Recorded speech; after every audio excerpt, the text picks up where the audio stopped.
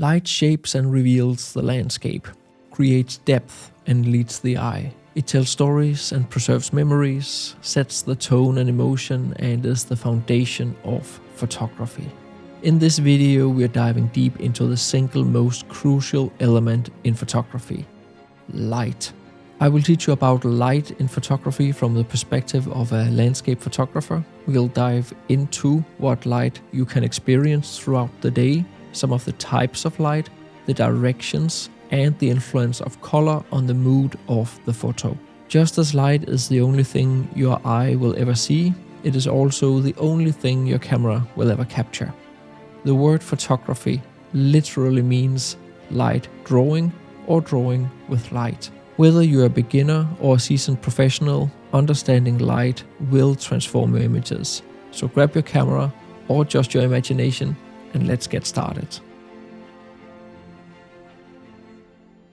If you watch my videos on a regular basis and you do enjoy my videos, can I ask you for that big favor? It is to subscribe. It really tells the YouTube algorithm that these videos are valuable, and it will help me by pushing my videos out to even more landscape photographers. Thank you so much. Light is much more than the direct light emanating from the sun. Light is also contrast, the difference between shadows and highlights, the difference between naturally bright elements and naturally dark elements. Light in nature can also be reflected off different surfaces such as cave walls or the moon itself. Light is different colors that influence the mood of your photos, and the source of light can be both artificial light from buildings or natural light coming from the sun, the stars, the auroras, or even lava.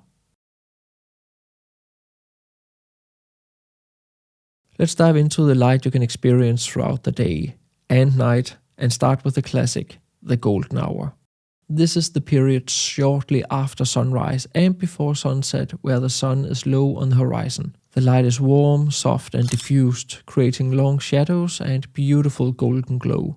This light is incredibly flattering and adds a magical touch to any landscape. At midday, the light can be harsh and creates strong, dark shadows. The golden hour softens everything, revealing textures and details that are lost in the midday sun. This is the prime time for landscape photography. Plan your shoots around it. Use a weather app or a website to pinpoint the exact times for your location. I have recently made an entire video about photographing in the golden hour, which I can highly recommend to watch, so I will not dwell more on this subject in this video. But the magic doesn't end with the golden hour. Stick around a little longer and you will enter the blue hour, also known as twilight. This is the period after sunset or before sunrise, when the sky takes on a deep blue hue. The light is soft, even, and creates a serene atmosphere. This is a great time for capturing cityscapes, landscapes with water reflections, or any scene with artificial light. Using long exposures during the blue hour can create stunning effects, blurring water and light trails. A tripod is essential for this. In my brand new ebook all about light in landscape photography, Landscape Light, I dive deeper into the light you can experience in landscape photography throughout the day, the many types of light, color, the influence of post-processing, and much more. With minimal text, tons of examples, 251 pages, and extended EXIF data, you'll get to learn everything I know about light and how I use it in my photography. There is a link to that and my ebooks on composition in the description of the video. Once the sun has fully set, the night offers a whole new realm of photographic possibilities. On clear nights with a dark sky, you can capture the magnificent beauty of our home galaxy, the Milky Way. You can combine the Milky Way with different landscapes in the foreground to create depth and tell stories. Under a starry night sky, you can also create mesmerizing star trail photos by capturing the movement of stars over time. You can use artificial light sources to literally paint with light, adding depth, drama, and creativity to your night scenes. And you can capture the vibrant glow of city lights or smaller towns against the night sky. Other phenomena to look for during night are the mesmerizing auroras, which are very active these years, noctilucent clouds that appear during the bright summer nights, and comets visiting us from the furthest reaches of the solar system. Night photography requires specialized techniques and equipment such as fast lenses, high ISO capabilities, and stacking photos in post-processing. But the rewards can be truly spectacular. And of course, don't dismiss midday light entirely. While it can be harsher than during the golden hour, it can also create effects. During the midday sun, strong shadows are created which can add depth and drama to landscape photos that can translate into great black and white photos. If you are into photographing towns and cities, the harsh shadows can also benefit your scenes. During winter, the sun is lower in the sky, which gives you a softer and more diffused light and longer shadows that the golden hour is known for, but you do keep the natural color of the landscape. And don't despair when the sun is hidden behind clouds. Overcast days provide soft, diffused light that's perfect both for minimalist landscapes, dramatic landscapes, and landscapes with vibrant colors. The light is incredibly even, eliminating harsh shadows and allowing you to shoot throughout the day.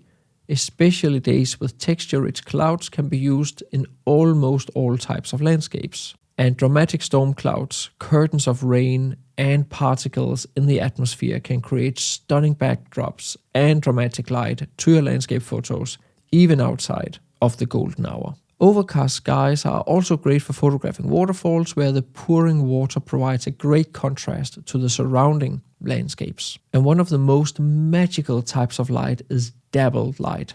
This occurs when sunlight filters through clouds, creating a pattern of light and shadow on the landscape or on your subject. Dappled light adds a sense of mystery, contrast, depth, and intrigue to your photos. It is a natural form of dodging and burning that controls attention and draws your eyes to the lit parts of the photo. Especially in hilly or mountainous landscapes, will dappled light take your scene from a beautiful snapshot to a painterly photo reminiscent of a romantic era painting.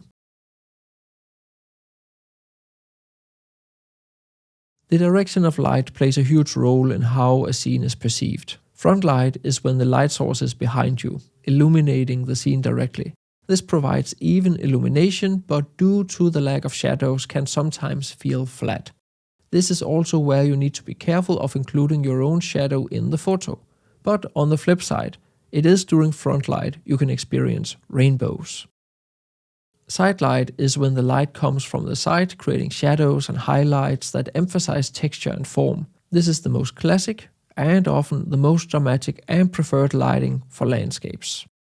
And backlighting is perfect for creating silhouettes and rim light on your subject. The light will catch moss, filaments, and leaves along the side of your subjects, making them stand out dramatically on a dark background. Backlighting also illuminates the atmosphere, creating a glowing effect, creating separation throughout the scene and making the different elements stand out. It is also with backlighting you get the deepest red colors during sunset or sunrise, not to mention sunbeams, which can be used both as a primary or secondary subject. Experiment with different light directions to see how they affect your images. Move around, change your perspective, and observe how the light changes the scene. Light is also a powerful tool for conveying mood and emotion. Warm light generally evokes feelings of warmth and energy, but in some cases also coziness and relaxation. Cool light is often associated with a sense of calmness and mystery and can evoke a soothing and gentle feeling. Comparing these photos, it's easy to see which is more calm and which is more energetic. Although both motives and subjects of a scene and the atmosphere, such as fog or rain, will have an influence on the feeling of the photo, so will light and the color of that light. And especially in landscape photography, it is important to not underestimate the neutral light outside the blue and golden hour and let the natural colors and atmosphere of the landscape do the work. Color is that extra layer you can put on top of a photo. So you don't just do black and white photo, so you have this entire other dimension of visual stimuli you can use to your benefit. So learn how color works and how you can benefit from it in your landscape photos. Editing does influence the light, contrast, and colors of your scene. There is just no way around that. I cover that topic in my ebook on light, but if you actually want to learn how to edit your photos, Use the coupon code in the description of the video and enroll in my huge post-processing course, Photoshop for Landscape Photographers. In this course, I cover all my editing techniques from the most basic, introducing you to the different programs, raw converters such as Camera Raw or Lightroom, to advanced blending in Photoshop. A few examples include cleaning your photos properly, dodging and burning, editing and blending with luminosity masks, focal length blending, working with atmosphere and glow, and much more. Generally, how to make your photos pop in a realistic way by respecting the light. The course is 30 plus videos and 20 plus hours, so there are just loads to get into. Along with my ebooks on composition and light, as mentioned, there is a coupon code and link in the description of the video. Remember, light is constantly changing, so be patient, observant, and always ready to capture those fleeting moments of beauty. So there you have it, a comprehensive look at the light in landscape photography, what you can experience throughout the day, the different directions of the light, and the colors of the light. If you enjoyed this video, please give it a thumbs up, subscribe for more, and let me know in the comments what your favorite lighting conditions are. Thanks for watching, and I'll see you in the next video.